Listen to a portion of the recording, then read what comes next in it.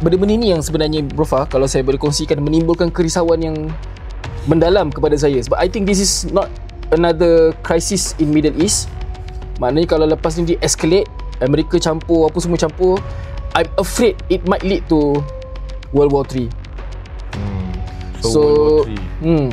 Sebab dia punya simptom-simptom tu is different from whatever yang pernah berlaku sebelum ni. Sebelum ni kita tengok Iran memang banyak restrain themselves. Yang which kita akan bincangkan juga. Sebenarnya Iran ni ada kekuatan. Kenapa tak gunakan kekuatan dia tu selama ni untuk membela Palestin? Itu isu yang mungkin sekarang kita akan deep dive. Tapi maksudnya sebelum ni Iran restrain banyak.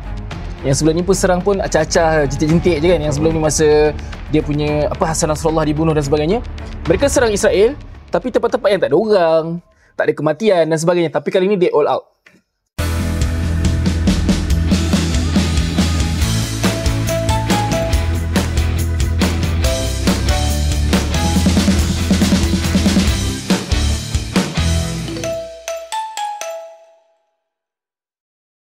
Assalamualaikum warahmatullahi wabarakatuh. Saya Encik Gawana. Dan saya Bro Fah. Kita bertemu lagi dalam podcast Iman Sekejap episod ke-44.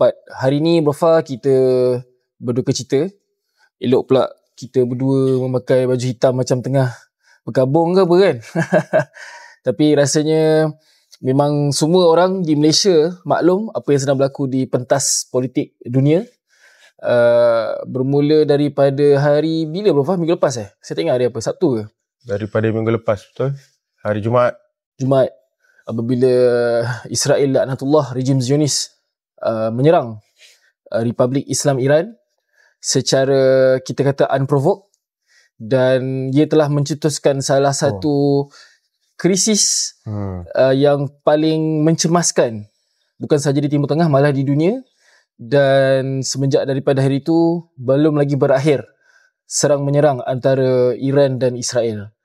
Sepanjang Encik Gawana hidup, macam lama pula hidup. Sepanjang Encik Gawana hidup, pernah tak Encik Gawana teringat satu suasana yang sebegini tidak stabil dalam pentas dunia? Secara jujurnya, sebab krisis-krisis yang berlaku sebelum ni kita masih kecil. Contohnya macam 9/11. Dan aftermath daripada 9/11 adalah tindakan Amerika menakluk Iraq, dan kemudian peristiwa di Afghanistan dan sebagainya. Masa tu kita masih kecil. Kita mungkin, saya lah, Faham mungkin masa tu tak lahir. Lahir dah. Kita mungkin tak appreciate sangat. Tapi yang terbaru ini, dalam keadaan kita sudah berkeluarga, kita sudah lebih memahami geopolitik pentas dunia dan sebagainya, ia menimbulkan satu rasa cemas yang genuine. Kerisauan yang genuine Bro Fah. Sebab apa saya tanya? Sebab bila Encik Gawana berkongsi dalam grup kami, Encik Gawana menyampaikan kerisauan hari akhirat. Allah Akbar. Semakin dekat. Grup apa tu? So saya macam, wow, sampai macam tu kenapa saya tak rasa? Kenapa saya cakap macam tu lah. So sebab tu saya tanya. Saya sendiri personally reaction awal memang suka melihat Israel tu. Itu point dia lah. Sebab akhirnya at one end berjaya juga orang yang membedil. Sebab kita katakan ada Iron Dome selama ni, impenetrable lah dan sebagainya. Terbukti memang ada kelemahan. Put aside dulu siapa orang yang menyerang betul. Tapi ada juga orang yang boleh berjaya untuk menundukkan Israel ni lah, dan menyampaikan ketakutan tu kepada masyarakat mereka. Sebenarnya kita ada banyak benda yang kita nak kupas dan kita nak cover episode ni Bro Fah, especially untuk isu Iran dan Israel ni. But where do we start? Where do we begin? Mungkin Bro Fah boleh cerita sikit what started the unprovoked attack Israel ke atas Iran? Dia ada dua naratif lah Cik Gawana. Naratif Israel dan juga naratif Iran. So kalau naratif Israel, dia kata preemptive strike. So kenapa dia kata preemptive strike? Sebab dia merasakan bahawa Iran sedang membuat satu usaha uranium enrichment. So saya ni bukanlah orang sains ataupun orang fizik nuklear sebagainya, tapi kita maklumlah uranium ni memang satu elemen yang banyak digunakan. Dia ada dua kebaikan, dia ada kebaikan dan keburukannya. Kebaikannya macam kita nampak penggunaan jana kuasa elektrik. Sebab Iran ni dia berada di satu kawasan, Iran ni besar Cik Wana, 92 juta orang. Rakyat dia. Rakyat dia 92 juta, 3 kali ganda Malaysia. Dan kawasan dia memang sangat luas. So memang tak, orang kata mungkin dia punya sumber alam tu yang terbesar mungkin salah satunya adalah nuklear. So naturally uranium memang uranium. So radioaktif. So naturally memang dia akan menggunakan sumber alam dia yang terbesar tu, which is uranium, untuk membuat jana kuasa elektrik. Tetapi pada satu sisi dia ada satu level, tanpa going to too technical dan buat pandai-pandai, dia ada sampai satu level yang mungkin menyebabkan ini bukan macam nak jana kuasa elektrik, ni macam nak buat something else lah. So something else tu lah yang dikata ataupun dituduh oleh Israel, yang Iran sedang membangunkan senjata-senjata nuklear, untuk especially untuk digunakan sebagai mengancam Israel itu sendiri. So Israel being Israel, daripada zaman Nabi Musa sampailah sekarang dalam Al-Quran sudah cerita, they always say that they are the victim. Dia yang serang pun dia yang kata dia victim. Cik mana? So dia menggunakan istilah preemptive strike. Dan lepas tu kita berlakulah apa yang kita tengok selepas itulah. Cik mana mungkin boleh terangkan. Dan kita melihat bagaimana tindakan Israel ini sebenarnya menyalahi undang-undang antarabangsa. Walaupun whatever reason, whatever hujah dia cakap, argument ialah preemptive, tetapi apabila sesebuah negara itu menyerang negara lain tanpa negara itu menyerang dia dulu, dia tak boleh langsung nak guna hujah they have the right to defend itself. Memang rubbish lah. Tapi itulah hujah yang kerap digunakan oleh Israel. Dan Republik Islam Iran ataupun Iran lah mudah cakap, memang they have all the right in the world untuk menyerang balas. Kan, sebab mereka yang diserang dahulu. Dan kena ingat bro Fah, serangan ke atas Iran bukan serangan yang calang-calang. Sebab Israel telah membunuh banyak top leadership dalam apa ni dipanggil IRC IRGC, yes, Republic Guard of Iran kan. Antaranya adalah yang memang ketua tertinggi Muhammad Bagheri dan lain-lain orang lah, nama dia kita tak ingat dalam kepala. Sulaimi Hassan. Itu yang dulu. Yang sebelum ni kan. Tu Hassan Sulaimi. Oh ada ni Sulaimi Hassan.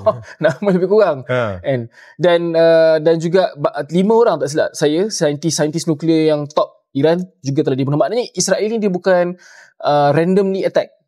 Kan? Kalau daripada bacaan-bacaan kita, Mossad dah bergerak di dalam Iran sejak beberapa ketika mencari rumah-rumah, dan nak katanya Iran punyalah tak sangka mereka ni akan diserang. All those targeted victims, mereka tidur di rumah malam tu. Kan? Kalau dah tahu Israel yang serang ni mungkin duduk bunker ke kan, duduk tempat persembunyian. Tak, mereka memang diserang di rumah masing-masing. So it was really unprovoked attack by Israel lah. Dan macam Bro Fah cakap, I think Israel pun terkejut dengan capability Iran apabila Iran menyerang balas. Dan serangan balas Iran ni boleh kata dahsyat lah. Apabila antaranya yang terbaru, markas Mossad sendiri telah diserang oleh Iran. Yang terbaru kan? Yang terbaru. Saja semalam atau kemarin. Dan beberapa kepentingan Israel lain telah dihancurkan. Macam Bro Fah cakap lah, bila saya buka Instagram, thread, ramai orang guna what a beautiful scenery kan, menunjukkan kemusnahan. Maksudnya ramai orang yang memang tengah marah dan tengah tak puas hati dengan Israel, yang mendatangkan sedikit kegembiraan kepada orang Islam. Tak boleh nak nafikan. Dan satu lagi pihak lah Cik Gabana yang kita tak sebut lagi, yang juga mempunyai kaki dia sebelah dekat dalam negara ni adalah Amerika Syarikat lah. Amerika Syarikat. Sebab naratifnya dia katakan bahawa mereka ni sedang duduk di semeja ni, sedang berbincang tentang apakah deal yang kita nak buat berkenaan dengan nuklear. Betul. Tetapi Israel merasakan bahawa deal tersebut tak pergi ke mana, dan mereka mengatakan dah lepas, dia ada tempoh deal tu 60 hari. 60 hari. Serangan Israel tu dibuat pada hari ke-61. Kononnya lah. Yes, I read that as well. So Israel macam seolah-olah mengatakan, serangan kami ni, kami dah bagi tahu Amerika untuk turut sama kan, untuk menghalang Iran daripada mempunyai senjata nuklear. Tapi mereka, US bertindak di bawah Trump ni, dia agak unik sikit tindakan-tindakannya. So US mengatakan kami tidak turut serta. Dinafikan dengan segera oleh Mark Rubio. Mark Rubio, malah Donald Trump sendiri mengatakan, dan akhirnya itulah yang berlaku kita nampak ni. Tapi kemudian tone US mula berubah bila mereka melihat capability Iran sendirilah. So daripada awal mengatakan kita tidak melibatkan, kami hanya mengosongkan rakyat-rakyat Amerika yang berada di kawasan tersebut. Kemudian mula ke arah Israel ada hak untuk melindungi diri mereka sendiri. Yang paling saya marah ni Iran adalah penyebab ketidakstabilan di Timur Tengah. Kemudian di ke arah paling saya rasa paling kemuncak adalah bila mana Donald Trump meninggalkan pertemuan G7 lebih awal berbanding dengan pemimpin lain dan mengatakan sambil dia naik kapal terbang sambil tu dia tweet, dia kata Iran has to stop. Dia kata kalau tidak kami akan, dia suruh people of Tehran please leave. And kalau tak kami akan masuk campur. So, yang menarik ya Bro, sebenarnya Amerika dan Iran bukan hampir, maksudnya I think the next day ke 2 hari selepas itu ke mereka bakal bertemu di Oman untuk sambung perbincangan tentang pembangunan nuklear di Iran. Dan Iran telah memutuskan untuk membatalkan pertemuan itu sebab bagi dia mereka telah di step on the back lah, telah dikhianati. Dan dia kata kami tidak akan berunding. Bagi saya Iran menunjukkan ketegasan dekat sini, kami tidak akan berunding selagi mana kami diserang. And memang nampak Iran ni sekarang jadi budak baik lah. Sebab dia kata kami hanya mempertahankan hak kami dan kami hanya akan berhenti menyerang Israel sekiranya mereka berhenti menyerang. So they are using all the international law punya charter, dan Israel jelas terang-terangan melanggar. Dan menyebut tentang Donald Trump tu Brofa, we know what is America, how they work. Tipu, saya nak sebut perkataan BS kasar sangatlah dekat podcast Ibas Sekejap ni kan. Tapi nanti berhancurkan reputasi Ibas Sekejap. Tapi nak katanya tipulah kalau mereka tak ada tangan dan kaki yang terlibat dalam apa yang berlaku di Iran. Dan kita tahu sejak dulu lagi Amerika benci dan maybe takut kepada Iran. Dan sebenarnya Brofa yang terbaru memang dah kantoi ataupun dah terang-terangan mereka akan terlibat adalah apabila mereka telah memutuskan untuk menghantar dia punya aircraft carrier Nimitz, tak salah nama dia, yang sebelum ni berlabuh di Selat Singapura. Dan mereka telah mereka telah bergerak ke arah Timur Tengah, dan Britain juga telah menyatakan persetujuan untuk menghantar jet-jet pejuang mereka untuk melindungi sahabat baik mereka Israel. Jadi bagi saya inilah satu benda yang sangat hipokrasi daripada Barat.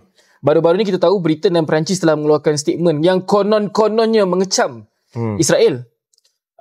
Telah mengenakan sekatan ke atas Smotrich dan Ben Gvir, dan hampir-hampirlah kononnya nak mengiktiraf Palestin sebagai sebuah negara. But then they U-turn. Masuk Perancis Masuk Perancis. Mereka adalah antara penanda tangan Statute Rome, Rafa. Yang mana bila mereka tanda tangan Statute Rome, mereka mengiktiraf ICC dan ICJ. Yang mana ICC telah menyatakan bahawa Netanyahu ni is penjenayah perang. Kalau dia pergi mana-mana negara yang mendaftar menandatangani Statute Rome, mereka boleh ditahan. Mereka perlu ditahan. Tapi yet at the same time, G7 menghulurkan bantuan, menawarkan bantuan kepada Israel. I think this is hypocrisy. Kan? Macam mana dekat sebelah pihak awak boleh kata dia ni penjenayah, kat sebelah pihak lagi awak boleh peluk dan tak apa relax, kami akan tolong awak kan. So sebab itulah benda-benda ni yang sebenarnya Brofa, kalau saya boleh kongsikan, menimbulkan kerisauan yang mendalam kepada saya. Sebab I think this is not another crisis in Middle East. Maknanya kalau lepas ni de-escalate, Amerika campur, apa semua campur, I'm afraid it might lead to World War 3. So World War 3. Sebab dia punya simptom-simptom tu is different from whatever yang pernah berlaku sebelum ni. Sebelum ni kita tengok Iran memang banyak restrain themselves. Yang which kita akan bincangkan juga. Sebenarnya Iran ni ada kekuatan. Kenapa tak gunakan kekuatan dia tu selama ni untuk membela Palestin? Itu isu yang mungkin sekarang kita akan deep dive. Tapi maksudnya sebelum ni Iran restrain banyak. Yang sebelum ni pun serang pun acah-acah, jentik-jentik je kan. Yang sebelum ni masa dia punya Hassan Nasrallah dibunuh dan sebagainya. Mereka serang Israel, tapi tempat-tempat yang tak ada orang, tak ada kematian dan sebagainya. Tapi kali ni they all out. Tak silap saya baru dah 10 tu lah. Macam bila kita, bukanlah kita ni suka manusia mati bro, tapi alah baru 10. Yang mati di Israel 20 lebih. Dah 20 lebih dah. Alhamdulillah lah. Tak, tapi dia orang punya reaction tu, they have attacked the civilian. The world must react. Kita tepuk dahi bro dengan statement-statement IDF dan statement-statement Israel ni. Habis yang dia bunuh orang Palestin tu bukan civilian agaknya. Yang dia bunuh tu agaknya binatang, sampah. And kedutaan UK. Itu pun gegam tu. Makcik tu kan. Yang dia bro tengok ni, mak bapak dia kena shelter tu. I call my grandfather, also I call my grandmother at 3 AM Israel time. The land is shaking. Apa tu yang dia buat selama ni dekat Gaza tu tak sama. Saya menarik lah. Sebab bila kita sembang tentang isu Iran Israel ni, kita boleh tengok banyak sisi lah kan, Cik Abang kan. Saya nak tengok macam mana sisi pandang Netanyahu. Sebab Netanyahu ni pertama, dia cerita pasal Iran mencapai capability nuklear ni bukan baru saja. Betul, dah lama. Daripada tahun 1996, Cik Wan. Dan the same narrative diulang. Dalam masa, in weeks or not years, in 3 to 5 years, they will have 26 nuclear bomb. In a decade will be 260 nuclear bomb. Ini statement zaman bila ni? Saya sangat kagum dengan confidence dia lah. Sebab dia cakap tu pada tahun 2005, 2006. Dekat mana dia beli confidence tu? Sampai sekarang naratif yang sama tetap diulang. Tapi bila kita cuba lihat, Cik Banan, ke bawah sikit ataupun ke dalam sikit, sebenarnya kita tengok Netanyahu ni, dia punya perancangan sebenarnya bukanlah kerana nuklear tu. Sebab antara benda lain yang dia turut cuba perjuangkan adalah pertukaran kerajaan di Iran. Ataupun bahasa yang digunakan adalah regime change. Yes. So regime tu sendiri dah menunjukkan bahawa gambaran yang benda yang berlaku di Iran ni satu kerajaan yang zalim, diktator. So bila kita terperangkap menggunakan term yang sama juga, kita pun macam betul ke tak Netanyahu guna, takkan kita nak guna juga kan. So put aside, kita katakanlah kerajaan Iran. Dia nak menukar kerajaan Iran yang memang kita tahu sekarang ni adalah kerajaan yang dikuasai oleh mullah ataupun kerajaan agamawan, yang mana Ayatullah. Yang paling tingginya adalah Ayatullah Ali Khomeini lah sekarang ni. Kemudian dia ada presiden dan sebagainya. So apa yang mereka nak buat adalah apa yang mereka telah buat sebelum ni di Iraq. So di Iraq telah berlaku regime change daripada Saddam Hussein kepada, kalau kita tengok sekarang ni Iraq, kerajaan Syiah tak ada kekuatan. We never heard threatening statement langsung daripada Iraq. At least daripada Syria kita dengar lah oleh Abu Sharak. Di Lebanon at least kita ada proksi. Tapi di Iraq ni memang tak ada langsung, tak dengar langsung dah. So sebenarnya kalau kita tengok niat sebenarnya Netanyahu ni adalah antaranya nak membuat pertukaran regime lah yang berlaku di Iran supaya tidak ada kuasa yang boleh mengimbangi kuasa dia tu sendiri. Betul. So malah apa dia kata, people of Iran, dia kata, Netanyahu dia kata, rise up and against your government. Yes, saya tengok juga video inilah masa-masanya orang-orang sekular, orang-orang liberal bangun melawan dengan kerajaan-kerajaan Islam yang tertutup ini dan juga zalim ni. Memang betul ada part yang zalim kan. So, kita nafikan dia membunuh Sunni dan itu yang kita akan ulas nanti lah Cuma kita tengok permainan Netanyahu ni lah. Akhirnya supaya apa? Supaya di dalam kawasan Middle East tu, kuasa yang paling besar bukan lagi Iran, tapi adalah dia. Dan dia kata cantik lah dia punya, saya kena puji sikit lah Netanyahu ni sebab naratif dia ni pandai. Dia kaitkan dengan kalau Iran tak ada, tak adalah Hamas. Kalau Iran tak ada, tak adalah Houthi. Kalau Iran tak ada, tak adalah Hezbollah. So this all dipanggil axis of war. Iran axis of war semua dah tak ada kalau kita tukar kerajaan Iran. Saya ada beberapa benda saya nak ulas daripada sharing ataupun statement Brofa tadi. Yang pertama adalah saya pun mendengar beberapa podcast dan beberapa ulasan antaranya daripada Sami Hamdi yang terbaru. Siapa yang belum dengar, saya sangat syorkan untuk dengar. Nama PMX kita pun disebut Brofa. Yang baru ni. Dia bukan puji kali ni, dia kutuk. Yang kedua adalah tulisan Tuan Nasai Ismail yang memang terkenal dengan ulasan politik beliau. Cuma saya tak habis baca, panjang sangat kat Facebook dia. So saya ada beberapa ulasan lah. Yang pertama adalah kenapa Brofa Israel berani sekarang untuk menyerang Iran? Sebab proksi-proksi dia dah lemah. Iran. Sebab macam tadi Brofa sebut naratif Israel tentang Iran ni dah membangunkan senjata nuklear dah lama, bukan baru. Tapi kenapa sekarang baru dia berani untuk serang? Sebab proksi Iran dah lemah. Mereka dah berjaya menghapuskan kekuatan Hizbullah di Lebanon. Effectively dah sebenarnya Hassan Nasrallah dah mati kan? Dah mati. Effectively Hizbullah ni dah nothing. Kemudian kita tahu Syria pun dah jatuh. Bashar al-Assad. Bashar al-Assad selama ni dia boleh survive pun adalah kerana militer Iran, Brofa. Dan juga Houthi walaupun masih lagi kita kata ada taring, tapi they are nothing lah as compared to Hizbullah dan proksi-proksi lain. Jadi dah tak ada dah proksi-proksi yang menjadi barisan hadapan untuk berhadapan dengan Israel. Jadi sekarang ni Israel tengok this is the right time untuk serang Iran. Itu yang pertama. Dan yang kedua yang Prof, saya nak sebut adalah yang kelakarnya bila mana Israel konon-konon tergugat dengan kekuatan nuklear yang kononnya nak dibangun oleh Iran. Israel himself ada kekuatan nuklear yang tidak pernah di-check and balance oleh sesiapa pun. Diorang bukan ahli IAEA, International Atomic benda jadah tu, badan yang konon-kononnya ditubuhkan untuk mengawal selia nuklear. Iran bukan salah seorang ahli, and they have been developing their own nuclear program. Tak ada siapa pernah check. So again, they are being very hypocritical. Israel.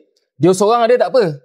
Orang lain tak ada tak boleh. Orang lain ada tak boleh. At least Iran bagi masuk Iran bagi masuk. Suruh tolong check. Tapi saya baca, saya tak tahu sebab saya tak jumpa dekat kenyataan media rasmi Al Jazeera dan sebagainya. Saya baca dekat tweet Iran punya Twitter. One of their official ni, dia kata dia orang dah putuskan hubungan dengan IAEA. Tak akan bagi orang IAEA sebab dia marah lah. Kenapa kau dengan kami kau nak kata kami sebab Prof, 2-3 hari sebelum Israel serang Iran, kalau Prof perasan, PBB telah bermesyuarat dan mereka telah memutuskan bahawa Iran sebenarnya telah melanggar syarat-syarat proliferasi soalannya macam memang betul lah Iran tengah membangun sistem nuklear. So maybe Israel menggunakan that as a justification untuk menyerang Iran. Tapi Prof, saya ada tengok satu video Mehdi Hasan. Dia menarik. Kita tahu Mehdi Hasan ni, kalau Prof tak tahu, Mehdi Hasan ni memang Syiah sebenarnya. Di Iran sini kan? Di sini orang Iran. I don't think so. I think he's a British. Daripada heritage di Iran. Maybe. Dia maybe second, third generation of Iranian dekat UK lah kan. And he throws a very logical circumstance. Dia kata, kalau kita berada di tempat Iran, despite whatever orang nak kata, adakah kita nak membangunkan sistem nuklear? Dia kata yes. Pakistan ada nuklear, Prof. India ada nuklear. And then Israel of course ada nuklear. Di sekeliling dia ada nuklear. Kenapa dia tak boleh nak bangunkan senjata nuklear dia sendiri? So those are the facts that kita kena bear in mind bila mana kita nak berbicara tentang apa yang sedang berlaku di Israel dan Iran. Cuma cik mana tahu ke sebab apa ada certain negara boleh ada certain negara tak boleh ada? Okay, macam Pakistan dan India, memang saya baca sejarah dia. Antara sebab kenapa Pakistan boleh ada nuklear ketika itu adalah kerana mereka ketika itu memang tengah bergaduh dengan India. Jadi Pakistan macam bujuk ke ataupun ugut masa tu Amerika ke macam mana, dan akhirnya mereka digunakan untuk membangun senjata nuklear. It's a deterrent lah, sebab India dah ada, so diorang pun nak ada juga. Itu Pakistan dan India lah. Tapi yang lain-lain ni saya tak sure. Tapi of course Abrafan, kita tahu bagaimana dunia ni semenjak PBB ditubuhkan memang sentiasa bias kepada kuasa-kuasa dunia tertentu. And Rusia, kenapa boleh ada Rusia dengan Amerika? Sebab mereka adalah, masa dulu mereka ada dua kuasa terbesar di dunia, Soviet Union dan Amerika. So Brofa, persoalan kedua yang saya nak bangkitkan dalam perbincangan kita adalah bagaimana sikap kita terhadap apa yang sedang berlaku Sunni, Ahli Sunnah wal Jamaah, melihat suatu negara yang memang bermazhabkan akidah Syiah menyerang Israel, yang ini musuh, yang mana kita tahu pada masa sama Iran ni memang jelas mempunyai peranan dalam pembantaian dan pembunuhan rakyat Syria, rakyat Iraq, begitu juga di tempat-tempat lain seperti Lebanon yang mungkin kita tak berapa tahu dan sebagainya. Apa pendapat Prof? Ini topik yang saya rasa macam best juga nak kupas, sebab dia ada dua pandangan kat sini. Satu yang menyokong, satu yang menolak. Okay. Yang menolak ni dia punya naratif ataupun apa yang dia pegang adalah kerana Iran ni adalah menolak maksudnya tak sokong lah. Dia menolak lah. Dia tak sokong Iran, dia tak sokong Israel. Dan dia tak sokong apa yang Iran sedang buat. So dia katakan bahawa Iran ni adalah basically just musuh dalam selimut saja. Dan inilah masa untuk dia menunjukkan yang dia lah superhero. Malah kalau Cik Governor tengok, banyak orang-orang yang macam ni, dia suka tunjuk video-video yang Ali Khomeini baca Al-Quran, Ali Khomeini quote-quote ayat Al-Quran. Malah saya pun baru tertengok video yang menunjukkan bahawa Ali Khomeini mengajak kepada kesatuan umat. Dia kata, we worship the same God. We read the same Quran. We worship in the same direction. Saya cakap, betul ke orang Iran sembah Kaabah? Saya kata, we worship the one Kaabah. Bukan, we follow the one Kaabah. We follow the one prophet. So, isn't that enough reasons untuk for us to unite dan melawan Zionis. Bunyi sounds very logical. So lepas tu ditambah lagi dengan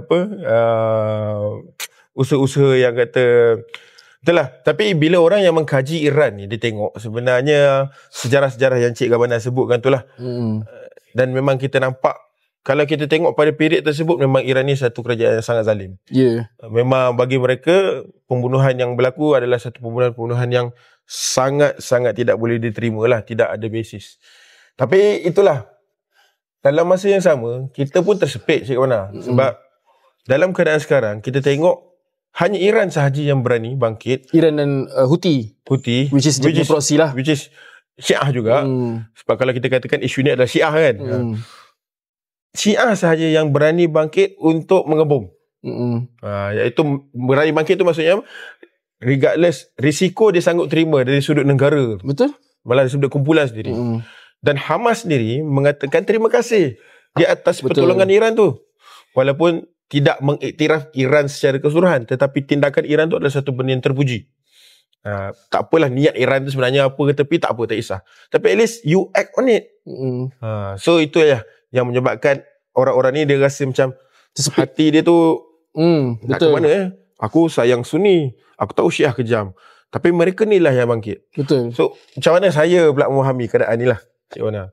Saya sebab baru-baru ni kami baru bernaduah Palestin. Masya-Allah.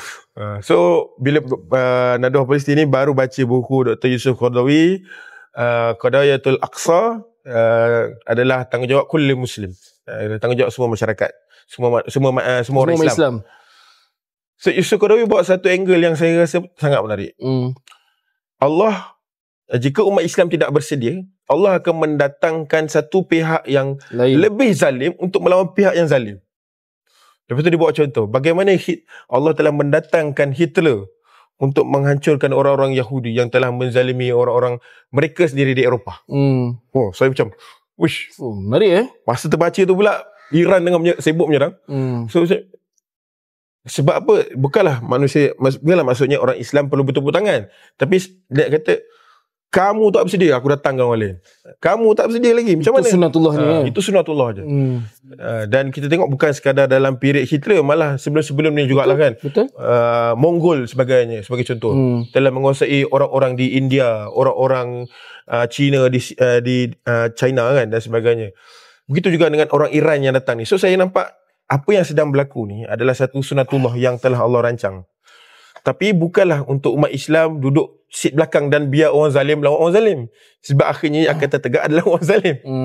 So akhirnya di peringkat kita sebagai orang Islam yang so-called kata tak ada kekuatan ni, kenalah mula bina kekuatan. Tak bolehlah duduk diam, tak boleh nak bertepuk tangan, tak boleh nak bersorak sahaja semata-mata di belakang Iran. Saya pantang sikit lah tengok baru-baru ni Iran buat di kedutaan Iran di Malaysia. Dia buat macam press conference kan. Dia kata umat Islam harus bersatu, umat Islam harus bersatu. Ini sebab serangan ni lah. Sebab serangan. Ada saya tak perasan ada press conference. Belakang tu ramai orang Melayu belakang kan. Kata dia ni sedar ke Iran ni Syiah pernah bunuh. Entah orang memang Syiah bro. Ramai je Syiah kat Malaysia ni. Sebab saya berani nak kata kan. Tapi benda tu adalah satu pembacaan yang kita perlu sandarkan kepada fakta. Sunnatullah saya kata. Sunnatullah.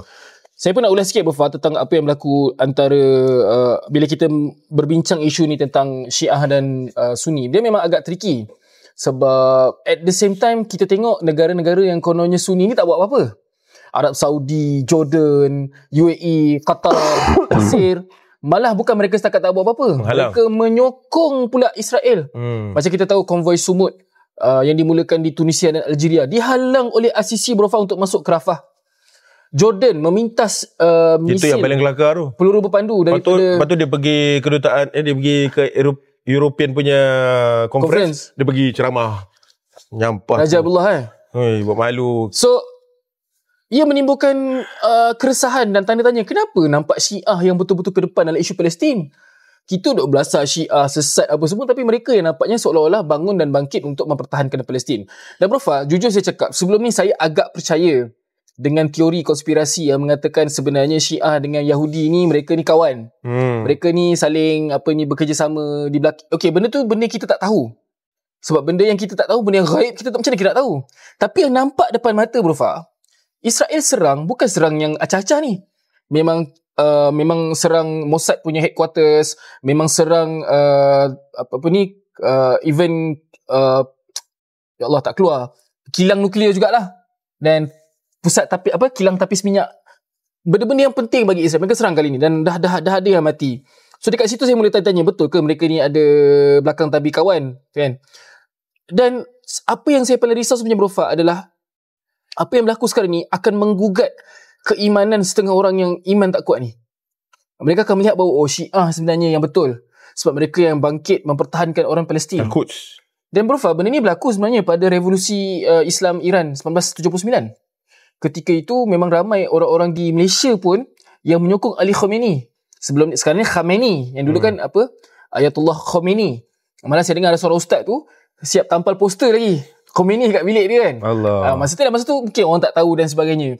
Tapi sekarang Bro Fa, bayangkan orang-orang awam kat luar sana, dia melihat apa benda lah Arab Saudi ni, Jordan ni, tengok Iran. Mungkin menimbulkan rasa macam baik kita ikut Iran. And itu kerisauan yang sebenarnya bagi saya bukan kerisauan yang unfounded. Benda ni perlu juga dilihat oleh para duat dekat Malaysia ni, bagaimana kita nak menyebarkan naratif yang betul tak apa yang berlaku. Yang kedua, Bro Fa, tak salah pun sebenarnya untuk kita berasa gembira dengan kekuatan yang ditunjukkan oleh Iran. Malah orang-orang Palestin pun mereka sangat gembira. Saya tengok satu video semalam, orang Gaza cakap sekarang orang Israel rasa apa yang kami rasa. Itu pun sikit je, Bro Fa. Mereka ada bunker, orang Palestin Gaza mana ada bunker. Ada satu video tu kelakar, dia buat macam dia mock orang-orang Israel. Pergi bunker buat tilam dengan bantal, Bro Fa. Punyalah nak kata selesa dan sebenarnya mereka ni tak ada teruk sangat kan. Tapi orang-orang Palestin sendiri, mereka sangat, macam Bro Fa sebut tadi, Yahya Sinwar sendiri sebelum kematian dia telah mengeluarkan satu kenyataan yang dia menghargai. Dia appreciate sokongan yang ditunjukkan oleh Houthi dan Iran. Yes, kita faham lah perasaan dia. Dia tengah diserang, dibunuh, tak ada orang nak tolong, tiba-tiba ada orang nak tolong. Whatever lah dia punya kefahaman ideologi, kita akan appreciate. So kita pun tak salah untuk berasa gembira. Tetapi berhati-hati. Berhati-hati, jangan terlalu taksub, jangan terlalu teruja nak menyokong Iran, sebab Bro Fa dah sebut tadi, akhirnya Iran juga ada darah pada tangan mereka. Membunuh begitu ramai umat Islam Sunni, baik di Syria, baik di Iraq, baik di tempat-tempat lain. Jadi kita kena jadi orang yang bijak lah. Malah ada yang katakan Cik Wana, Iran kan tak semua Syiah 12 verse. Ada Syiah apa yang Zaidiyah yang dekat dengan Islam. Bila saya cek lah, bilangan Syiah Zaidiyah ni sangat-sangat minoriti. Dan bukan kat Iran pun yang besar Zaidiyah. Ada juga kat Iran. Yelah, tapi bukan majoritinya bukan kat Iran pun kan. Iran tu sendiri majoriti, dan dia bukan sekadar majoriti. Dia dah jadi bentuk kerajaan. Dia dah jadi bentuk undang-undang. Itu pegangan rasmi diorang. Dan segala struktur kerajaan tu dibina atas kefahaman Syiah 12 yang memang menolak mentah-mentah orang-orang Sunni ni lah. Mungkin wallah alam, Bro Fa, if kita jumpa tetamu sesuai, kita boleh sembang tentang 12 verse ni kan. Imam 12 ni apa? Sebab saya pernah baca. Bila kita baca mungkin tak sama dengan kita dengar daripada penerangan orang. Dan kita tahu 12 imam ni, dia percayalah dengan 12 kemaksuman 12 orang imam dia tu. Yang imam yang terakhir tu sebenarnya tak mati, pergi hilang, akan dibangkitkan sebelum menjadi Mahdi dan sebagainya. Dan baru ni pun ada seorang kawan saya di Facebook, dia sendiri kata berhati-hati bila nak sokong, sebab dia screenshot statement daripada bukan IDF, Iran punya Armed Forces, something like Ya Ali, Ya Mahdi pula. Ya Mahdi. And so again, nampak tak, Iran ni satu benda yang saya dengar daripada podcast Sami Hamdi, diorang punya miscalculation adalah mereka terlalu sibuk nak berdakwah, nak menyebarkan dakwah Syiah ni, kan? Yang menyebabkan they are being isolated by other Sunni countries. And then nampak dalam nak serang Israel pun dia sibuk nak Ya Ali, Ya Mahdi dan sebagainya. Mungkin itu kepercayaan dan keimanan diorang lah kan. Tapi kita sebagai orang yang berpegang kepada Ahli Sunnah wal Jamaah, dan kita kena faham antara benda yang kita tak setuju dengan Syiah ni adalah kerana mereka menghina sahabat-sahabat Nabi, menghina isteri-isteri Nabi, yang merupakan satu pegangan akidah kita dalam Sunnah wal Jamaah. Tapi again, kita mendoakan agar Iran terus menghentam Israel. And saya terfikirlah Cik Wana, kalau kita hidup zaman Hitler kan, kita akan suka ke tengok Hitler bunuh Yahudi yang ramai-ramai tu? Saya pun tak tahu lah kan. Susah nak cakap. Sebab Yalah, mungkin konteks dia tak sama lah kan. Sama. Sebab waktu tu Yahudi tidak membunuh orang Islam ramai. Betul. Malah bila Bro Fah sebut tu, sebenarnya banyak negara-negara Islam yang membuka pintu kepada Yahudi-Yahudi ni untuk berlindung di dalam negara mereka. Saya macam Algeria, Tunisia kan. Tapi yelah, tengoklah sekarang apa yang orang Yahudi buat kan. Itu yang bila Sampai ada kata-kata sekarang ni sokong Hitler, bagus Hitler ni dan sebagainya. Kita tak sampai tahap tu lah, kan. Tapi saya bila diceritakan tentang kisah Iran ni, tak nak saya sentiasa terpandu dengan ayat Al-Quran, surah Ar-Rum kan, Ghulibatir Rum. Betul. Dan reaction Nabi Muhammad bila mana orang Parsi dan orang Romawi berperang dan kemenangan berpihak pada orang Romawi, dia lebih suka berbanding dengan Parsi kerana Parsi seperti kita faham pada waktu itu adalah beragama pagan kan. Manakala Rom walaupun agama dia jauh terpesong, tapi dia berasal daripada agama Ibrahim, Samawi. So di situ adalah sedikit connection yang kita katakan di antara dua pihak, mana yang kita lebih bergembira kalau dia menang kan. Sama dalam konteks ni saya pun merasakan walaupun kedua-duanya di pihak yang salah, tetapi kalau kemenangan itu adalah kepada Iran, saya jauh lebih gembira berbanding kalau kemenangan itu jatuh pada Israel. Betul. Walaupun mungkin wallahu alam, takdir Allah dah susun, mungkin kemenangan ke atas Israel itu lebih baik, tetapi secara manusiawinya saya lebih menyukakan kemenangan itu pada Iran lah. Tapi apa-apa berlaku, kita sentiasa kena berusaha. Umat Islam tak boleh nak duduk belakang lah. Dan melihat dua superpower ni terus berkuasa menzalimi. Satu benda yang saya sentuh sebelum kita habiskan topik Iran dan Israel ni, Bro Fah. Bayangkan Bro Fah, Iran yang satu negara tu pun, yang sebenarnya walaupun dia ada kekuatan tentera dan sebagainya, masih lemah lah nak dibandingkan dengan apa yang ada pada Israel. Sebab Israel ni disokong oleh Amerika, Britain dan sebagainya. Satu negara Iran tu pun dah boleh menggoyangkan Israel sampai mereka terpaksa buat appeal, lihatlah dunia apa benda jadah semua mengarut tu. Bayangkan Bro Fah, semua negara Arab di sekeliling Israel bersatu, Saudi, Mesir, Jordan, ramai-ramai serang Israel. Memang 70 to 24 hours, 40 hours Israel will be gone. Saya rasa kena buat regime change dulu lah dekat tempat-tempat ni. Not that I support violence Bro Fah, jangan salah faham. Tapi kita tengok kekejaman Israel ni dah melebihi semua undang-undang antarabangsa. Malah ICC, ICJ, semua PBB pun dah kata memang mereka ni melakukan jenayah perang, genocide terhadap Palestin. By all means, mereka memang patut diserang balas. Kalaulah negara-negara Arab, satu Iran boleh buat macam tu pada Israel, Arab Saudi, Mesir bergabung, Jordan. Kita pun tahu, kalau baca sejarah, Mesir memang pernah menang perang ke atas Israel. And saya tak ingat perang mana sebab ada banyak perang sebelum mereka normalisasikan hubungan dengan Israel. Tapi sekarang ni macam bahasa kasar, telur kena pegang. Telur ICC kena pegang, telur Jordan kena pegang. And which satu benda yang saya selalu wonder lah, what made the Jews so powerful lah Bro Fah? Mereka boleh jadikan kerajaan-kerajaan ni prosi dan sebagainya kan. So perancangan yang dah disusun bertahun-tahun lama. Dalam Nadwah pun kami baru bincang. Kami buat graf cik mana? Graf Islam, graf Yahudi. Masya Allah, ada graf Yahudi graf Yahudi. Dia naik turun. Tapi konklusinya kat ujung-ujungnya memang tengah naik dengan sangat sekarang dahsyat. Islam tengah jatuh. Sekarang ni dia punya zaman keemasan lah. Betul. In fact, itu yang dikatakan Dr. Yusof Qaradawi. Zaman keemasan Israel adalah pada tahun 1967. Itulah tanah paling luas dia pernah kuasai. Sinai, selatan Lebanon, Golan dan juga West Bank dan sebagainya lah. So saya rasa ini juga satu orang kata apa, momen untuk yang cantik lah kalau kita nak shift ke arah Palestin ni. Betul, kita nak update sedikit. Ada banyak juga perkara yang berlaku. Antaranya kalau saya boleh sebutkan nanti Cik Gavana boleh ulas apa yang dah berlaku, iaitu apa yang berlaku di tadi Cik Gavana sebut apa? Sumut. Konvoi Sumut. Konvoi Al-Sumut yang telah digerakkan oleh bermacam-macam jenis kerakyatan, agamawan, NGO dan beberapa masyarakat yang telah berkumpul untuk merentasi Rafah dan menyampaikan sumbangan kepada orang-orang Gaza. Sebelum tu lagi Cik Gavana telah berlaku satu pelayaran yang dikendalikan oleh aktivis-aktivis barat. Madeleine. Dalam kapal Madeleine kan. Madeleine. Saya baru tahu yang kapal tu dinamakan sempena orang Palestin sendiri. Nelayan wanita pertama katanya. Dan kita tahu kesudahannya tak sempat kita ulas minggu lepas, iaitu mereka telah ditangkap oleh tentera Israel di perairan antarabangsa. Kemudian telah terbangkan ke negara masing-masing lah, dah dibuang lah. So tidak capai hasrat yang telah berlaku. Sebab yang sedang berlaku ni Cik Gavana di Gaza ni adalah satu lagi di sebalik kebinasaan peperangan yang berlaku, tapi juga sedang berlaku famine.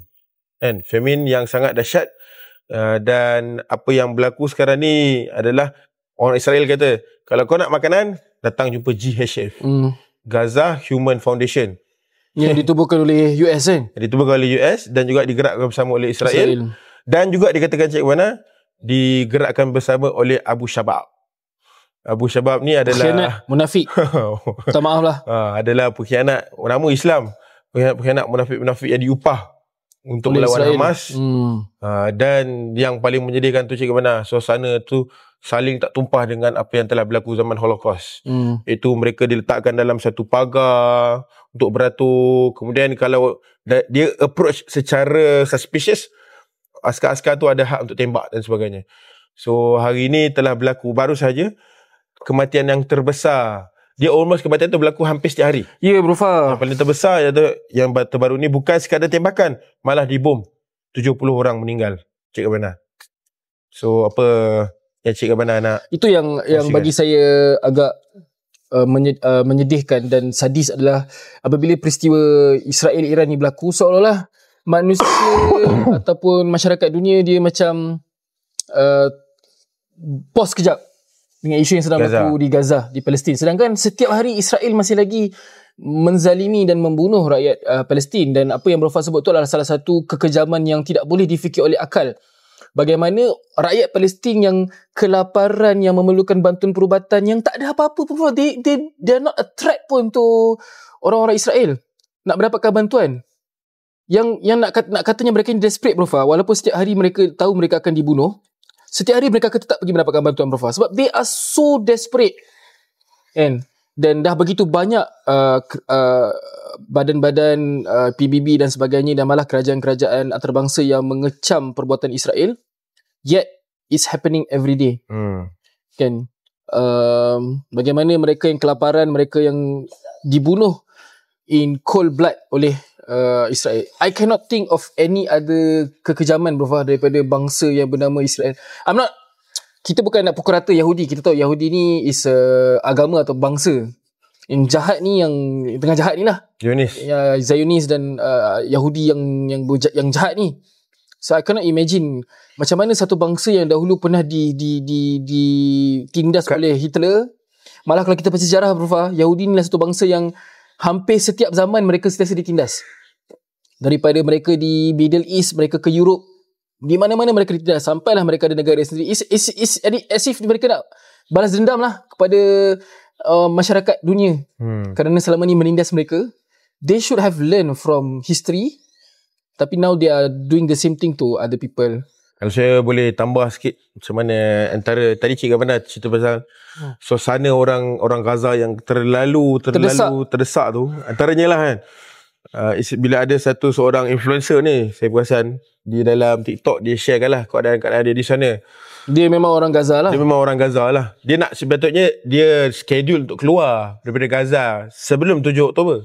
Tapi tak sempat. Dia dah start kat situ lah. Dia dah start kat situ. So dia terpaksa lah menghadapi apa yang telah berlaku. Antaranya adalah bila mana ada arahan untuk dikosongkan kawasan tersebut oleh Israel, so dia pun pindah ke kemah. So bawalah barang-barang pun semua pindah ke kemah. Lepas tu bila dah duduk kat kemah, kena bom pula Cik mana dekat kemah. So diorang ni selamat menyelamatkan diri, balik ke rumah, kena bom pula kawasan rumah tu. So sekarang ni dia tak tahu nak pergi mana. Pergi kemah kena bom, pergi duduk rumah sendiri kena bom. Tapi dia tak mati lah. Tak mati. Tapi lepas tu kata tak ada cara, kita paksa sewa bilik. Dan Cik mana tahu berapa harga sewa bilik? Sewa bilik nak duduk. Sewa daripada siapa? Sewa lah daripada siapa yang ada bilik. Maksudnya orang Palestin lah? Orang Palestin. Dia bayar satu bilik 2 ke 3 ribu US dollar. Gila. Maksudnya dalam kalangan Palestin pun masih ada yang kata mengambil kesempatan Ada, of course. Konsep sebab tak semua bangunan yang dibom kan. So kat situ mungkin sebab ada demand yang terlalu tinggi. So akhirnya terpaksalah dia hidup macam tu. Harga satu bawang dah berapa mahal, sampai 4-5 dolar. Kita bayangkanlah kalau kita di Malaysia ni, harga naik 40 sen pun orang dah bising. Harga minyak naik 30 sen pun orang dah bising. Mereka tu harga barang naik setiap saat. Macam manalah keadaan nak meneruskan kehidupan waktu tu lah. Itulah Bro Fah, kita dah mengulas tentang isu Palestin ni hampir setiap episod semenjak Iman Sekejap ni ditubuhkan. Malah episod pertama kita pun memang kita sentuh pasal isu Palestin. Ini podcast Palestin sebenarnya. apa Branching Path yang disebut oleh Haziq dalam guest kita pada episod lepas. So kita tak akan bosan lah bercerita tentang isu Palestin ni, tapi kadang-kadang kita rasa hopeless dan helpless, bro. Macam seolah-olah kita tak boleh nak buat apa. Baru ni saya baca saya dengar podcast Sami Hamdi juga rasanya. Dia kata orang Palestin sampai tahap, bro, dia mendoakan kecelakaan umat Islam di tempat lain kerana tak buat apa-apa. Dan kita tahu, bro, doa orang yang dizalimi ni makbul, diangkat. Mereka dah sampai tahap mereka sangat marah, sangat putus asa dengan orang Islam tempat lain. Mereka mendoakan kecelakaan kita semua. Dan I feel very takut dan sedih dan terkejut. But that's the truth, bro. Apa yang telah kita buat untuk bantu mereka? Kita sendiri kan dok cakap sedekah pun tak ada, tak tidak, kan. Ini je lah yang paling kurang kita boleh buat, menyebarkan awareness dan kesedaran supaya, dan alhamdulillah kita diberi kesempatan untuk join demo dan sebagainya. Boykot terus jalan. Tapi itulah, rasa memang sampai tetap Allah je lah yang boleh tolong diorang ni, kan. Inilah, bayangkan, bro, yang paling saya marah dan sedih adalah apabila mula macam nak nampak ada harapan bila konvoi Al-Sumud tu kan. Beribu orang join. Dan saya membayangkan setiap tempat yang mereka singgah lebih ramai orang join. Di Mesir dan sebagainya akan berlaku satu kebangkitan untuk menjatuhkan pemimpin-pemimpin mereka yang kejam. Tapi bila tengok pemimpin-pemimpin ni macam Prof tadi, Raja Abdullah, saya ada baca satu post oleh seorang bekas pelajar Jordan. Dia cerita dia pernah lah Perli, dia punya lecturer ni orang Jordan lah. Dan macam Perli ni macam bergurau lah, kenapa Jordan tak tolong orang Palestin. And lepas tu orang Jordan tu dia balas balik, kenapa Malaysia tak tolong? Malaysia lebih maju, Malaysia lebih ada kedudukan. Dia kena Perli balik. Dia kata sebab Malaysia ni negara berkecuali. And mana boleh awak bagi alasan macam tu, awak kau Islam juga, something like that. Dan bila kita melihat situasi Jordan, this is just diorang nak justify lah kenapa mereka tak boleh buat apa-apa. Jordan ni, bro, sumber air mereka 40% ke macam mana daripada Israel. Ekonomi mereka sangat bergantung kepada Amerika. Amerika bagi bantuan kepada Jordan tak selesai 10 juta USD setiap tahun dan sebagainya. Majority lah daripada dia punya keuntungan tahunan. Yeah. So kita pun tahu Jordan ni pun ditubuhkan hanya semata-mata sebab masa zaman Britain bahagi-bahagikan. Nak bagi ni je tanah kepada Raja Sharif. Datuk Raja Abdullah lah. Datuk Raja Abdullah sekarang. So Hussein Sharif tak ingat lah nama dia kan. Tapi maksudnya tangan ni memang terikat lah. Raja Abdullah tu memang totally puppet lah. What can he do? So not to justify, tapi nak bagi memahamkan lah kenapa apa yang sedang berlaku. Begitu juga dengan ICC. Bagaimana dia boleh naik? Sebab Israel dan Amerika menjatuh, dan UAE, jangan lupa Perdana UAE berjatuhkan Mursi. Dan the best candidate untuk jadi puppet, mestilah mereka akan memilih orang yang boleh mereka kontrol adalah ICC. And so that is the bitter truth lah, bro, yang sedang berlaku di Middle East sekarang ni. Saya just nak mengakhiri sesi ni. Kita ialah regardless apa yang sedang berlaku, apa kekejaman yang sedang rancak dan reaction umat Islam, kita tidak boleh berputus asa lah kan. Kita tidak boleh rasa lemah semangat sebab Allah kata kamu orang Islam, mana boleh lemah semangat. Mereka orang kafir, mereka lah yang patut lemah semangat. Bersama kamu ada Allah. Bersama mereka tidak ada Tuhan, tidak ada pertolongan. Betul. Dan apa yang saya rasa, apa yang berlaku sekarang ni sebenarnya dia bukanlah ujian untuk orang Gaza kan. Ujian untuk kita sebenarnya. Dia ujian untuk kita. Kalau orang Gaza tak berlemah semangat, masih lagi tetap berjihad untuk membebaskan tanah air mereka, apa alasan untuk kita ni berasa berlemah semangat? Betul. Dah lah makanan semua diberi, nikmat semua diberi, segala macam kemewahan kehidupan diberi. Apa reason nak lemah semangat kan? Kenapa tak nak ada semangat juang? So baru-baru ni itulah satu perkongsian, satu perspektif yang saya nampak macam agak fresh jugalah. Bagaimana sepatutnya daripada ayat surah Al-Isra' ni daripada Naduah tu ke? Daripada Naduah tu, surah Al-Isra', bagaimana sepatutnya Palestin tu dibebaskan. Sebab Palestin, tanah Al-Aqsa tu, asra bi'abdihi, Allah menghantar hambanya ke satu tempat yang barakna haulahu, yang diberkahkan kawasan sekelilingnya. Maksudnya untuk Palestin tu bebas, dia kena mula membebaskan kawasan sekeliling dia. Kemudian untuk kawasan sekeliling tu bebas, dia kena mula membebaskan di keluar tu. So dalam arti kata lain, nak memastikan Palestin ni bebas, yang kat luar ni semua kena bersatu, kena bebas dan bersatu. So kita tak boleh hidup dalam keadaan terpecah belah. Kita tidak boleh menjadikan isu-isu khilaf, berbeza mazhab, bukan akidah, mazhab, fiqh dan sebagainya sebagai satu alasan untuk kita tidak bersatu. Sebab saya kadang-kadang tengok juga Cik Wana, dalam isu Palestin ni ada yang kata mazhab ni isu mazhab, ni isu politik. Yang mazhab ni kata ini isu fatwa jihad tak relevan. Yang mazhab ni kata ini isu dalaman yang lebih penting. Tidak boleh dijadikan alasan. Kerana ia adalah qadayah kulli muslim, adalah tanggungjawab setiap, sebab dia adalah perihal agama. Kan? So itu satu kejayaan penjajah kafir lah Prof, memecah belahkan negara Islam dan merasakan mereka punya izzah dan mereka punya keterikatan tu bukan pada Islam tapi pada bangsa ataupun pada negara masing-masing kan. Itu yang masing-masing sibuk jaga. Padahal semua tu orang Arab je Prof. Ni Mesir, Jordan. Ni kita cakap kita Melayu pun sama juga kan. Melayu, Indonesia, Singapura pun merasa ni juga petani. Satulah. So point dia, kita tak boleh lemah semangat. Dia kena mula dengan bersatuan. Kedua adalah jangan sekali-kali menganggap keadaan sekarang ni adalah keadaan yang normal. Itu yang kita takutkan. Kerana maksudnya ada perception dalam masyarakat sekarang ni, Israel nak lawan dia, berani ke? Dia tu hebat. Dia tu adalah kekuatan yang dikuasai, dibantu oleh US. Kan? So sampai satu tahap kita rasa macam satu perasaan yang menyerah. Perasaan yang okay lah, tak apalah, apa yang kita boleh buat, doa je lah, kan? Bagi duit je lah. Tapi tak nak bina kekuatan, tak nak bina terbiah, tak nak kaji macam mana Rasulullah mengalahkan Parsi dan Rom dalam keadaan tentera Arab ketika itu waktu kecil. Sebab saya baru-baru ni baru juga baca tentang perang Yarmouk. Bagaimana perang Yarmouk ni adalah keadaan waktu zaman Khalifah Abu Bakar dan Umar.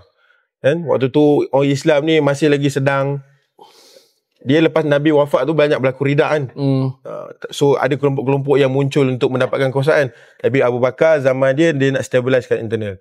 Tapi dalam masa yang sama, dia menghantar Khalid Al-Walid, Abu Ubaidah Al-Jarrah, Yazid dan sebagainya untuk menyerang.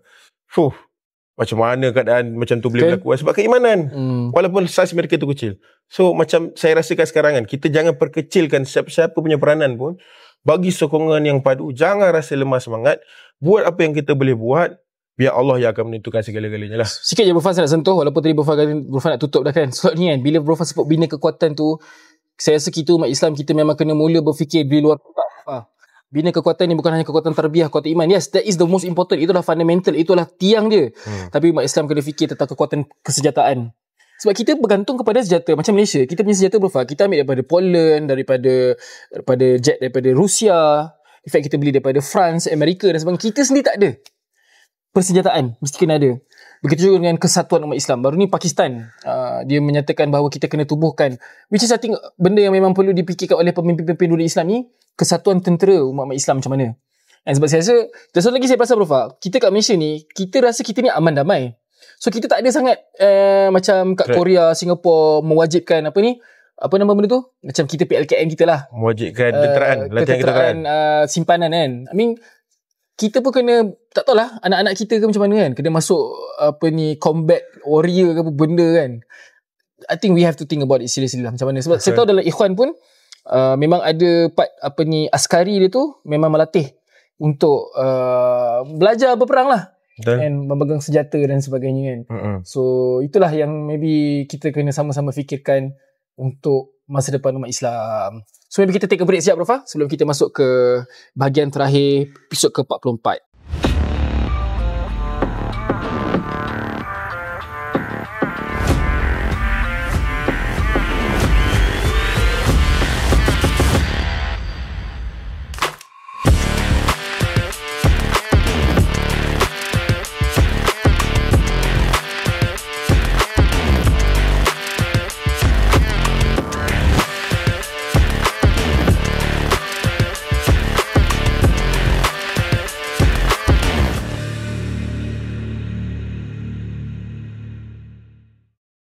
Bertemu semula kita dalam podcast Iman Sekejap episod ke-44. Satu benda yang lupa tadi nak ulas Prof adalah tentang episod 43 kita hari tu.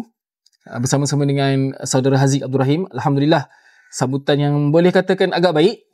dan kita pun teruja dan seronok dapat bersembang dengan Haziq yang membawa sedikit kelainan lah pada podcast kita, dan mungkin itu yang disukai ataupun diminati oleh sebahagian penonton-penonton kita. Cuma yang menarik adalah kita gain new followers daripada episod dengan Haziq tu, sebab saya ada baca satu komen tu. Pertama kali saya tengok podcast ni sebab Haziq, dan insyaAllah saya akan follow, saya akan baca, saya akan tengok episod-episod lain. Moga dengan episod-episod lain ni kami berharap dapat membangkitkanlah kesedaran tentang Palestin dan sebagainya, sebab itu sebenarnya yang kita punya isu yang banyak kita bincangkan. Ada yang kata Cik Wana, kali pertama nampak host betul-betul seronok. Ada ada Ini bukan dalam komen, saya dengar daripada pendengar-pendengar yang mendengar lah. Tak tahu saya lah. Kali pertama dengar nampak host memang betul-betul seronok lah dalam perbincangan. Sebelum ni kita tak seronok ke? Dia tak nampak tu. Dia dah terkeluar kan. Aduh hai. So memang kena ni kot. Latih host ni kena berlatih juga ni sebenarnya. Itulah tu. Okey bro, so apa yang kita nak sembang pada bahagian ataupun sesi terakhir dalam episod ni bro? Kita dah lama tak sentuh isu-isu logistik lah. Isu-isu lokal. Sebab mungkin sendiri isu-isu dalaman ni tak banyak. Mungkin isu politik, hiruk pikuk dan sebagainya. Tapi kali ni adalah ketugat kata Alhamdulillah ada. Tapi kita katakan ada mungkin benda-benda yang kita boleh ambil pengajaran lah. Iaitu terutamanya apa yang sudah berlaku. Pertamanya kita cakap takziah lah. Cakap takziah. Innalillahi wa inna ilaihi raji'un kepada 15 pelajar UPSI. UPSI ni Universiti Perguruan Sultan Idris. Di Tanjung Malim. Di Perak yang mana 13 orang yang maut on the spot. Manakala 2 orang yang maut dalam perjalanan ke hospital. Dan kematian mereka ini adalah disebabkan oleh kemalangan jalan raya yang melibatkan sebuah bas yang dipandu secara melulu. Bas yang disewa oleh pelajar-pelajar ni lah untuk pulang mereka tengah cuti raya haji. Mereka on the way balik ke UPSI melalui jalan Greek. Jadi bila kita baca-baca komen-komen perkongsian kawan-kawan yang selalu jalan tu, memang jalan tu dikatakan jalan yang berbahaya lah. Memang banyak kemalangan berlaku. Okey lagi, saya yang saya marah tu jalan tahyul lah, jalan ada banyak bunian lah, badi lah apa semua. Badi ni mana awak tahu semua ni. Khurafat ni. Cuma yang kita nak ulas adalah bagaimana masyarakat dan badan-badan otoriti memberikan reaksi lah terhadap kemalangan ini, sebab setiap tahun Mustafa kita mesti ada kes-kes kemalangan yang berskala besar. Malah tahun ni je sebelum berlakunya kemalangan pelajar-pelajar UPSI ni, berlaku kemalangan melibatkan FRU ramai juga, rasa berbelas-belas juga ke 8 orang yang meninggal, dan sebelum tu ada 5 orang sekeluarga mati juga kemalangan jalan raya. Apa sikap ataupun apa reaksi kita bro sebagai orang yang kita kata, satu adalah masyarakat sivil, yang kedua adalah mereka yang kita kata nak bagaimana Islam boleh menawarkan solusi terhadap apa yang berlaku ni. Sebab mungkin kita sentuh sikit lah tentang isu yang sedang disebut ni. Sebab antara isunya adalah sebab kemalangan ni boleh berlaku bermacam-macam sebab kan. Tapi dalam kes ini dikatakan bahawa pemandu tu memang memandu secara melulu, bawa laju, sebab ada dashcam kan. Dan kita tengoklah tidak ada kereta lain apa semua, dia bawa selekor tu, tiba-tiba bas tu terbalik. So lesen pemandu tu telah digantung. Dia survive, lesennya telah digantung serta-merta, dan perbicaraan dia telah dibawa ke mahkamah dan dia telah dituduhlah, dan dia mengaku tidak salah. Mengaku tidak bersalah. Saya ada baca dia keluarkan statement. Dia kata saya tak bawa secara laju. Dia kata saya tahu jalan tu macam mana, cuma brake tak berfungsi, dia salahkan brake lah. Dan yang orang kata mengkantoikan dia adalah sebenarnya pemandu itu ataupun bas itu sudah ada 18 saman sebelumnya. Maksudnya memang ada track record lah ni. Track record lah kan. So dalam kemalangan-kemalangan sebelum ni, saya tak pasti, saya tak adalah cakap sangat tentang Akta Perundangan Jalan Raya tapi kalau memandu paling teruk pun kena saman. Kan? Tergantung lesen lah. Lesen gantung. Tapi paling teruk pun kena saman lah. Lebih teruk mungkin penjara. Sebab kesalahan, menyebabkan kematian dan sebagainya. Cuma bila kita tengok dan kita kaji balik, undang-undang macam ni, dia tidak berjaya untuk memberhentikan kesalahan-kesalahan yang telah dilakukan oleh seperti pemandu bas tadi. Dia tak deter lah. Malah banyak lagi kes-kes yang mungkin kita tak tahu kan. Semalam kot 2-3 hari lepas viral kan. Seorang pemandu bas juga bawa melulu. Kemudian dia punya penumpang kat belakang tu duk maki-maki dia. Apalah kau dibawa ramai orang, dia bawa je laju. Kan, tengah beremosi dan sebagainya. So kalau nak gaduh sampai bila takkan selesai lah benda ni kan. Dan kalau hukuman sekarang tidak menyelesaikan, pasti there is something wrong dengan hukuman yang ada sekarang. So sebab itulah kita berbalik kepada apa yang disediakan oleh Islam. Dalam isu bila mana menyebabkan kematian ni ataupun kesalahan yang menyebabkan kematian, maka dalam Islam dia ada sesuatu yang dipanggil diat. So diat ni adalah membayar darah dengan darah. Darah dengan darah lah. So diat ni kalau ikutkan, saya tak pasti apa beza diat dengan satu apa nama tu yang kisos. Kisas. Kalau bunuh bayar dengan bunuh lah kan. Tapi diat ni dia melibatkan pembayaran dan tak perlu bayar kalau dimaafkan oleh ahli keluarga je. Betul. So kalau dalam sistem negara sekarang ni tak ada benda tu tidak ada diat. Malah sebenarnya banyak mufti-mufti yang sebelum ni pernah menyuarakanlah pandangan untuk mengubah perlembagaan, meminda sedikit perundangan negara untuk membenarkan diat ni dilaksanakan. So sayangnya tak ada benda tu. So tak adalah deterrence yang benar-benar ada lah kan. Apa pendapat Prof tentang cadangan Mufti Wilayah Persekutuan yang baru ni, Ustaz Fawaz Fazil, yang mengatakan bahawa tak perlu diat pun, tapi boleh dikenakan hukuman puasa 2 bulan. Sebab dah tak boleh nak bebaskan hamba tak ada sampai sekarang. Kafarah kan. So saya ada baca juga, dia kata pandangan dia sebegitu sebab dalam keadaan yang terdekat ni paling mudah nak laksanakan hukuman undang-undang Islam kepada dia, kena pindah perlembagaan. Nak pindah perlembagaan kena panjang prosesnya. Nak kena yakinkan dulu ahli-ahli parlimen dan sebagainya. So dalam masa solusi yang terdekat, bayarlah kafarah. So kafarahnya adalah berpuasa 2 bulan berturut-turut. Kalau saya nampak poin dia tu. Poin dia adalah nak kata at least adalah. Tapi kafarah pun dia katalah puasa 2 bulan tu pun dikuatkuasakan melalui saluran kefatwaan, tetap bukan undang-undang. Dan even lah kalau benda tu dikuatkuasakan, siapa nak monitor dia nak puasa 2 itu bulan? Poinnya lah. So kalau undang-undang tidak ada, fatwa tidak diundang-undangkan, at the end of the day tidak ada deterrence. Dia puasa, esok dia puasa bulan Ramadan pun kita tak boleh tahu siapa puasa penuh. Apatah lagi puasa 2 bulan betul-betul kan. Kecuali nak tengok dia dekat penjara lah, puasa ke tak. So bagi saya dia macam mana ya? Tapi just to challenge Prof, tapi kalau diat, adakah diat boleh deter? Sebab diat ni kita bayar kan. Bayar tu saya tahu lah dia ada harga dia, maybe macam kalau zaman Rasulullah dulu macam samaan dengan seekor unta ke apa, is expensive lah. Betul. Tapi adakah dia akan deter? Dia akan membantu. Better lah kan. Better daripada keadaan sekarang.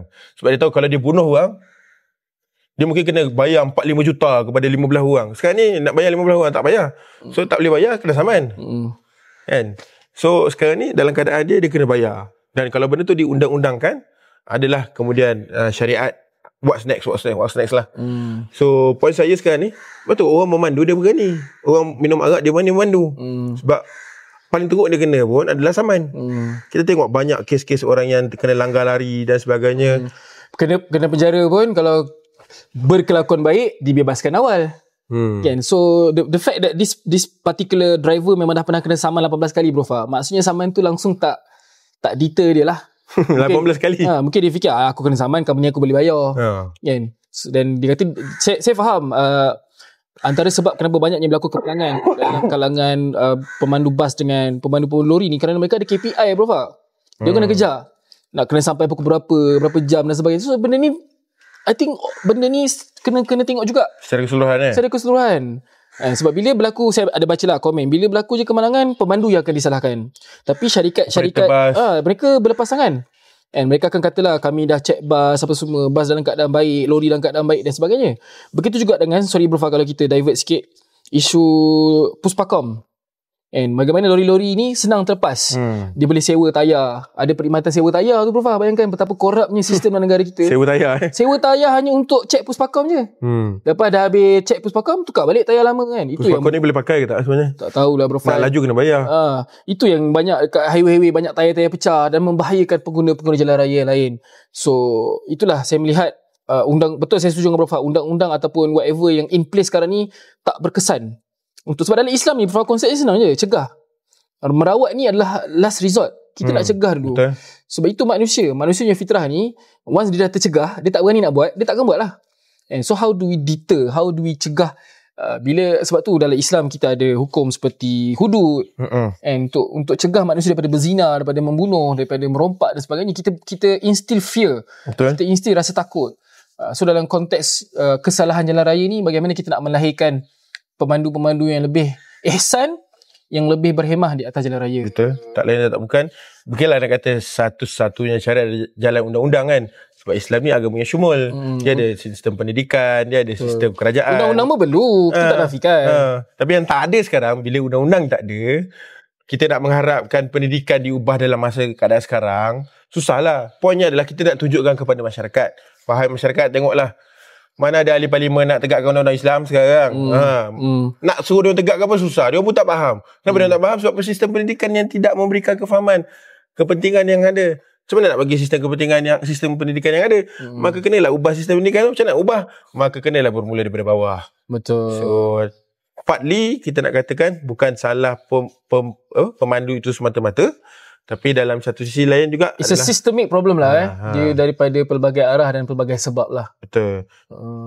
So kita nak tunjukkan bahawa Islam ni syumul. Dia datang dengan solusi yang penuh. So, kalau kita ambil separuh-separuh, ni mesti kena kutuk Rofa dengan, sorry lah saya label kan, geng-geng liberal ke ni tak habis-habis nak kata Islam. Memang betul pun. Islam offer the solution. And kita je yang tak menghargai apa yang adalah agama kita. Islam ni adalah Quran adalah manual yang Allah dah bagi kepada manusia. And contohlah kita kata cukup mudah. Kalau kita ni bertakwa, ni peringatan untuk diri sendiri, Prof. So bila driving je kita jadi ikhwah jadian. Bila on the road je kita dah tak jadi ikhwah dah. Drive laju-laju kan. So sebenarnya kalau kita instill takwa tu, ihsan dalam diri kita, automatik tak perlu ada AES. Banyak benda settle sebenarnya kan. Menjimatkan lah kan. Okay. So itu antara isu yang kita boleh highlightkan lah juga. Selain daripada tu, ada apa-apa Cik Kamana nak tambah? Nothing yang saya rasa relevan untuk episod kita yang kali ini. Mungkin dalam episod akan datang ada beberapa isu. Saya nak tanya, kenapa Sami Hamdi kutuk BMX? Isu pasal nak beli Boeing. Sebab dia kata kalau semua negara Islam, dia kata macam ni, which is very good point. Dia kata kita tak perlu pun kata kita kena gunakan cara peperangan atau kekerasan untuk menghentikan genosid Israel. Kita gunakan apa yang ada pada kita, kuasa ekonomi contohnya. Kita boycott. We send a strong message to America yang what you are doing is wrong. Saudi pernah buat dulu, Prof. Masa dia buat oil embargo, masa zaman Malik Faisal. Tapi bila PMX kata, oh tak apa, kami akan teruskan beli Boeing daripada Amerika. Kan, bila isu tarif China dan sebagainya, you are sending the wrong message. Amerika ni memang betul-betul complicit dalam genocide di Gaza. Bila kita kata kita akan terus berhubung dengan Amerika dari segi ekonomi, we are sending the wrong message. Sebab dia masa tu ulas pasal bagaimana Saudi bagi 1 trillion, Trump ke Middle East, UAE bagi 1.4 trillion, Qatar bagi. You are sending wrong message. Okay, seolah nak kata tak apa, teruskan bunuh orang Palestin, kita akan terus dah masuk balik bab Irfan. Bila US pergi ke Middle East punya trip tu, mereka dalam kepala mereka, they will be bashed by all these Arab leaders ni. Peranan mereka ke atas genocide di Gaza. They were shocked. Sami Hamdi kata, they were shocked. Nothing was mentioned about Gaza. Langsung tak ada cakap, we will only give you this money if ceasefire is in place. Tak ada. Siap bagi duit lagi, bro. So you are sending the wrong message.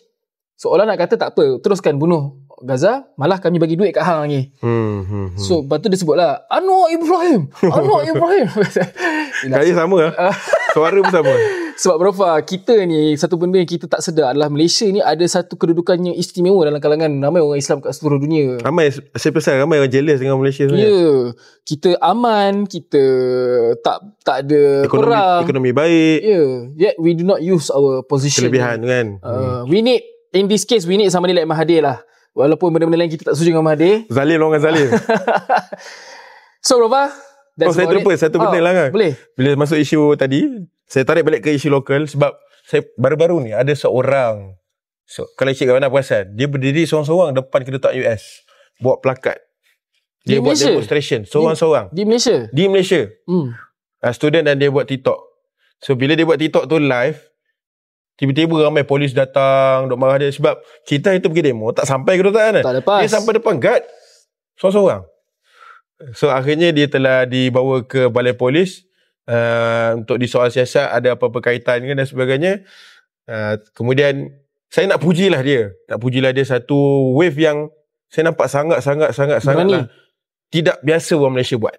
Yang biasa kita nampak benda ni di Jepun, di US. Tapi berani tu duduk di hadapan ketua US seorang-seorang. Lepas tu dia berborak dengan polis. Kenapa nak halang saya? Ini hak saya. Hak saya untuk bebas bersuara. Kat Malaysia kan negara bebas untuk bersuara, hak kebebasan dan sebagainya. So dia memperjuangkan hak. Dia student mana berapa? Dia student, tapi saya tak tahu student mana. Melayu Muslim. Masya Allah. Satu pujian. Yang kedua pula, lepas dia pergi buat lagi. Kena panggil lagi. Yang ketiga, dia pergi berdiri depan bangunan baru bukan TRX, PNB. Merdeka. Merdeka 118 kan. Dia berdiri buat demonstrasi sebab PNB invest dalam Caterpillar. Yang kita tahu Caterpillar ni memang supplier terbesar jentolak-jentolak kan di Israel. So we need more people like him. Yes, it's a very good scenery. Cuma hopefully apa yang dia buat tu adalah dapat menginspirasi orang-orang lain jugalah. Regardless lah letak tepi kenapa dia buat, tapi benda-benda ni semua adalah satu benda yang baik yang perlu disambut bersama. Okay, that's about it untuk episod ke-44. InsyaAllah ada rezeki umur panjang. Kita jumpa lagi di episod ke-45 Iman Sekejap. Saya Cik Gawana. Saya Encik Fakrul. Encik Profa. Jumpa lagi. Assalamualaikum warahmatullahi wabarakatuh.